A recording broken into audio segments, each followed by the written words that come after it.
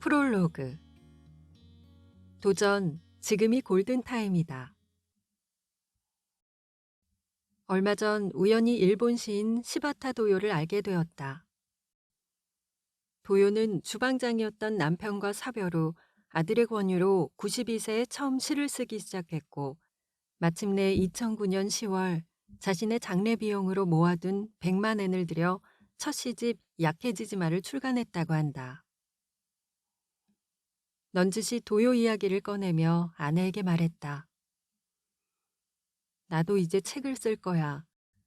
도요처럼 힘들고 지친 사람, 늦었다고 망설이는 사람들에게 조금이라도 위로를 주는 그런 책 말이야. 기다렸다는 듯 아내가 말했다. 그런 사람은 특별한 사람이야. 이제 그냥 좋아하는 운동이나 실컷 해. 뭘 또 시작해. 곰곰이 생각해보니 운동 빼고 잘하는 건 뭐든 일단 시작해보는 도전 정신이었다. 글도 마찬가지였다. 아내와 연애할 때 편지 몇 통 써본 것이 전부였다. 그런 내가 책 쓰기에 도전한다고 큰 소리를 쳤으니 망설이다 며칠이 훌쩍 지나갔다. 이러다가 정말 무덤 앞에 서서 후회하지는 않을까? 지금이 골든타임이야. 바로 펜을 들고 도전해. 평소에 나답게 단호하게 나에게 명령했다. 도요가 시를 쓰기 시작했던 때에 비하면 나는 아직 이팔 청춘 아닌가. 용기를 냈다. 1997년 10월 22일 오후 1시 30분. 고속도로에서 차가 전복되어 구사일생으로 목숨을 건진 후 지금까지 30년 동안 쉬지 않고 달려왔다. 상고 졸업 후 무작정 상경, 외판원과 신문 배달을 하며 꿈을 꾸던 시절. 은행원이 되고 검찰 공무원이 된 후 야간 대학에 다니며 계속된 주경야독. 그리고 2년 6개월의 국비 중국 유학 후 현재 검사 직무 대리에 이르기까지. 실패와 좌절의 순간마다 나를 전진시킨 것은 하면 된다는 믿음과 일단 시작해보자는 도전 정신이었다. 돌아보면 나는 언제나 두려움 앞에서 멈추지 않았다. 아니, 멈출 수가 없었다. 나를 믿고 다시 일어서기를 수도 없이 해온 세월이었다.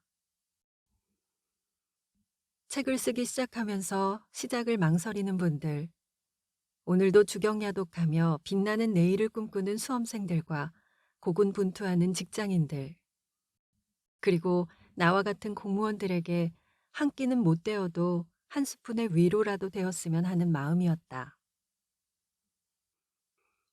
쓰다 보니 뜻밖에도 내가 오히려 위로를 받았다.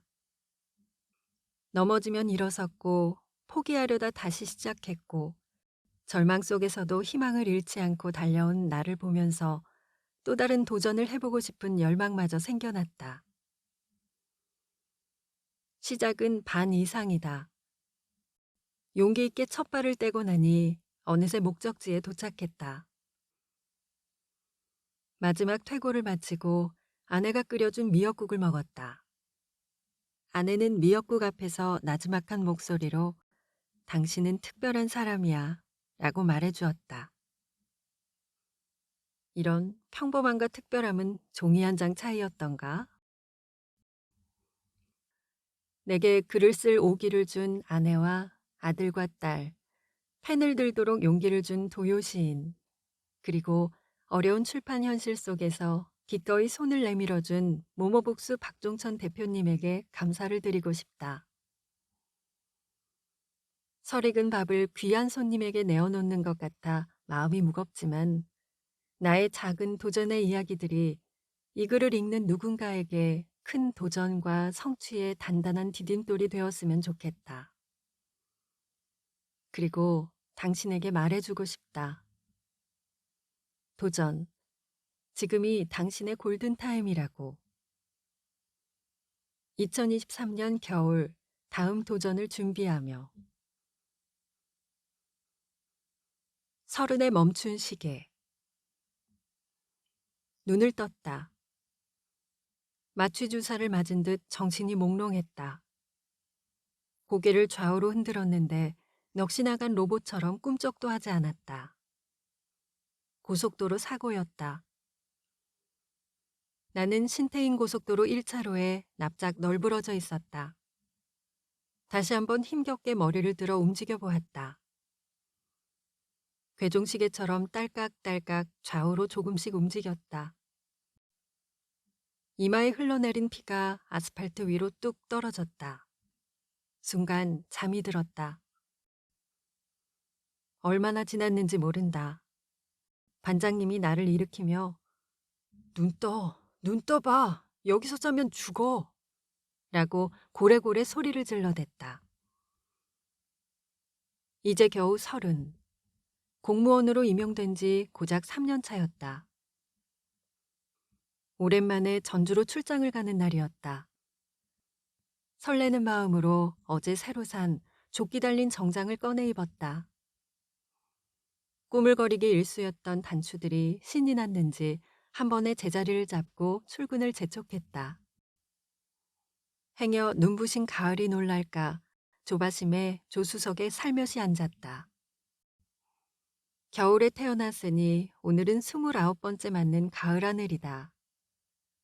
가을인데 어디서 그렇게 많은 햇살이 순식간에 내게로 쏟아지는지 눈이 부셨다. 어렸을 적 돋보기로 햇볕을 있는 대로 끌어모아 종이를 태워보려고 애쓰던 기억을 떠올리며 꾸벅꾸벅 졸고 있었다. 오늘 운전은 속도강 슈마허 반장님이다.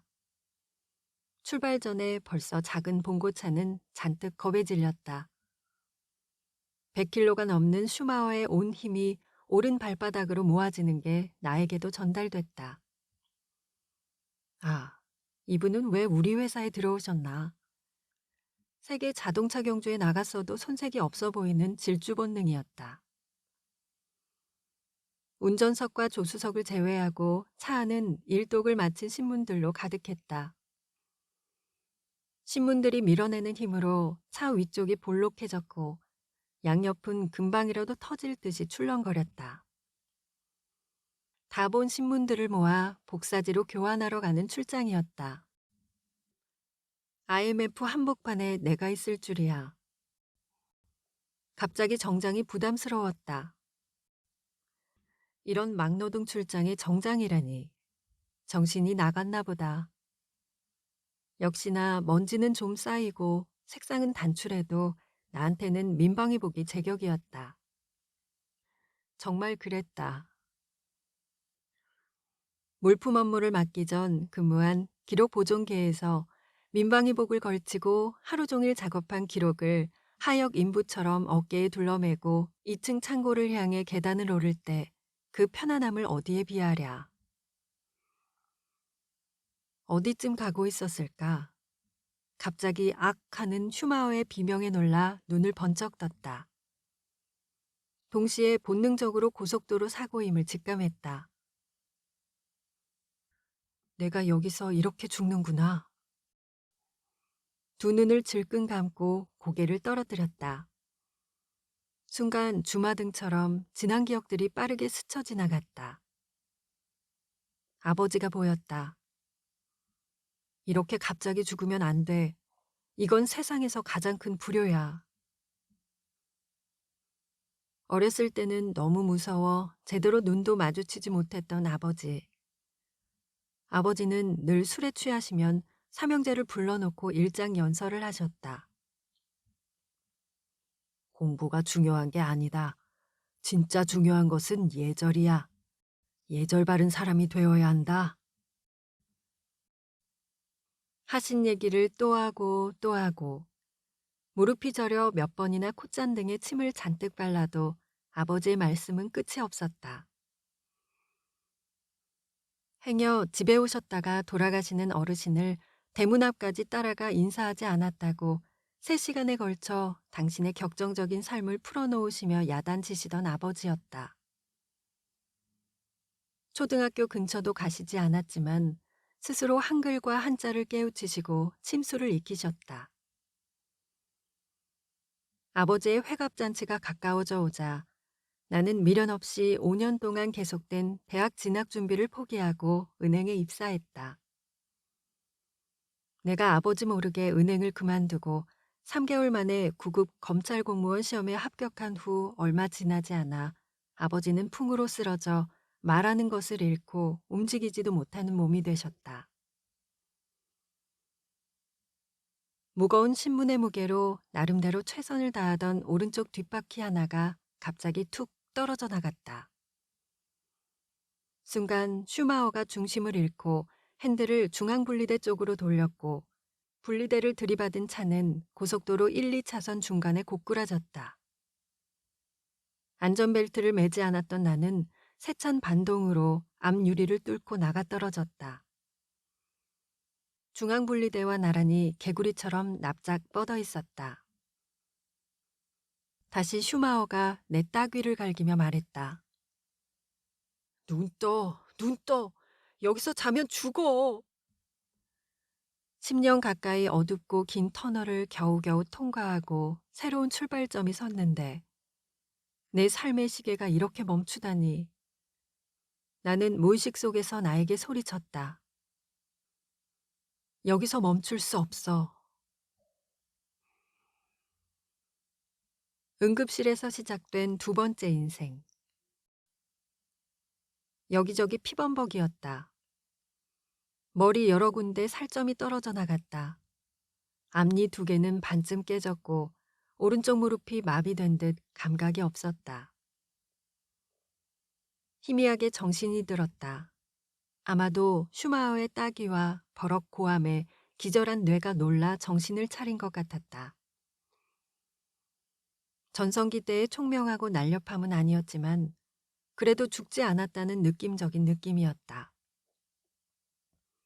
따스한 햇살과 함께 아프지 않게 코끝을 스치는 가을바람이 향기롭고 달콤했다. 하마터면 영영 못 맡을 뻔했던 고마운 향기였다. 슈마오는 고속도로 한가운데서 손을 흔들며 도움을 청하고 있었다. 위험천만했다. 일어서고 싶은 마음이 간절했지만 만신창이가 된 몸은 꼼짝도 할 수 없었다. 차가 잡히지 않자 다시 내 옆으로 온 슈마어는 미동도 없는 내가 큰일이라도 난 것으로 알았는지 연신 따귀를 갈기며 자면 죽어를 반복했다. 나는 분명히 숨을 쉬고 있었는데 무슨 영문인지 슈마어에게 괜찮다고 말을 못하고 죽은 듯이 눈을 감고 있었다. 아마도 슈마어가 갈긴 따귀에 대한 반발이었던 것 같다. 다시 버스와 트럭 몇 대가 1차선으로 달려오다 급하게 차로를 바꿔 3차선으로 피하며 지나갔다. 슈마어의 애원에도 아랑곳 없이 몇 대가 더 지나간 뒤에야 우리 차와 똑같은 봉고차가 멈춰섰다. 슈마어는 잽싸게 나를 안아 차에 태웠다. 슈마어의 애원을 더 이상 외면할 수 없었다. 반 죽어가는 신음소리를 내며 간신히 살아있음을 알렸다. 그것이 오히려 더 그를 걱정스럽게 만들었는지 모른다. 그래, 그래 됐어. 정신 차려. 나는 속으로 계속 대답하고 있었다. 나도 잘 알아요. 참 곤란하네요. 아픈 곳은 많지만 죽을 정도는 아니에요.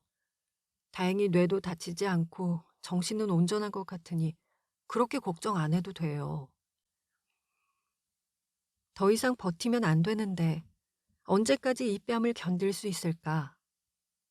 슈마어는 운전자에게 환자가 매우 위중한 것 같으니 최대한 속력을 낼 것을 부탁했다. 여차하면 자신이 운전대를 잡을 기세였다. 아뿔싸, 아닙니다. 천천히 가셔도 됩니다. 안전이 최우선입니다. 뛰는 놈 위에 나는 놈이 있다더니 슈마어보다 더 빨랐다. 속도강 세계 1, 2위가 이 차 안에 있는 듯했다.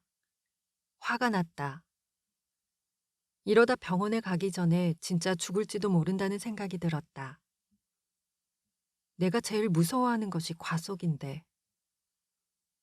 나는 3번이나 진실을 고백할 기회가 있었지만 번번이 때를 놓치고 말았다. 인생은 타이밍이라고 했거늘. 얼마나 과속을 했는지 예상 시간보다 40분 일찍 도착했다고 운전자는 의기양양했다. 과속은 위험했지만 나도 그분처럼 고속도로를 달리다 멈추고 다른 사람을 도와줄 수 있을까 생각해보니 새삼 존경스러웠다. 어찌되었든 고맙다고 해야 했는데 나는 아무 말도 할 수 없었다. 3년 전 아버지가 뇌졸중으로 쓰러져 수술받았던 그 병원 응급실이었다. 아버지가 누우셨던 그 침대라고 생각하니 정신이 맑아지고 마음이 놓였다. 그 편안함 속에 나는 여전히 의식불명인 것처럼 누워 있었다. 갑작스러운 환자로 응급실에 생기가 돌았다. 지금이라도 괜찮다고 말할까? 잠시 망설이는 순간 또 타이밍을 놓쳤다. 어금니를 굳게 물고 있는데 서너 명의 간호사들이 왁자지껄 몰려왔다. 이내 나를 절망의 구렁텅이에 빠져들게 만든 그녀들의 수군거림. 이번에는 네가 한번 해봐. 의식 없는 것 같으니까 겁내지 말고 배운 대로 맘 놓고 해봐. 실눈을 뜨고 봤더니 실습 간호대생 명찰이 보였다. 실습생은 약간은 힘이 들어간 내 왼쪽 팔뚝을 거칠게 잡아 끌고 대뜸 주사기를 들었다. 살려면 진실을 고백해야 한다. 저가 나오기도 전에 앙증맞은 주사바늘이 내 입을 막아버렸다. 허리춤에 양손을 얹고 바라보던 간호사가 말했다. 아니, 잘못됐잖아. 다시 해봐. 맙소사, 내 팔뚝은 무슨 잘못이란 말인가. 빨간 피가 쪼르르 흘러내렸다. 몇 번이고 주사기를 찔렀다 뺐다 하는 느낌이었다. 성공이라고 했다. 실습생이 눈물나게 고마웠다. 다음은 CT 촬영실이었다. 오는 내내 괜찮은 느낌이었지만 내가 진실을 말하지 못한 것으로 미루어 필시 무슨 이상이 있을 것 같았다. 놀랍게도 결과는 특이 증상 없음이었다. 다행이었다. 뇌에 이상이 없어 입원을 위해 광주로 향했다. 뇌진탕 등 2주 진단이 내려졌다. 죽지 않았을 뿐인데 태어나 가장 큰 효도를 했다고 생각했다. 몇 바퀴를 구르며 형체를 알 수 없을 정도로 심하게 파손된 봉고차는 죄인처럼 폐차장으로 끌려갔는데 그 후 소식은 모른다. 큰맘 먹고 장만했던 정장이 못내 아쉬웠다. 내 몰골처럼 곳곳이 찢겨 더 이상 입을 수 없게 되었다. 슈마어에게 미안했다. 그 당시 당황하던 모습이 눈에 선했다.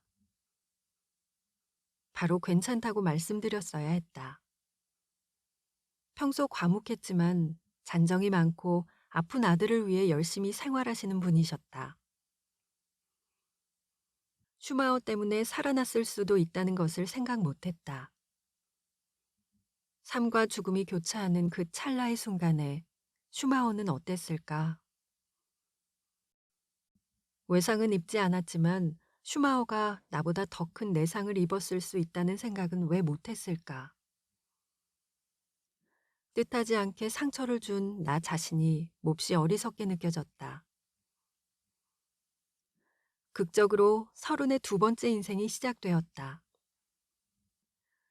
그동안 두 발이 없는 사람을 생각하지 못하고 좋은 신발이 없다고 불평했다. 감사함을 모르고 살았다. 생각하면 가진 것이 얼마나 많은데.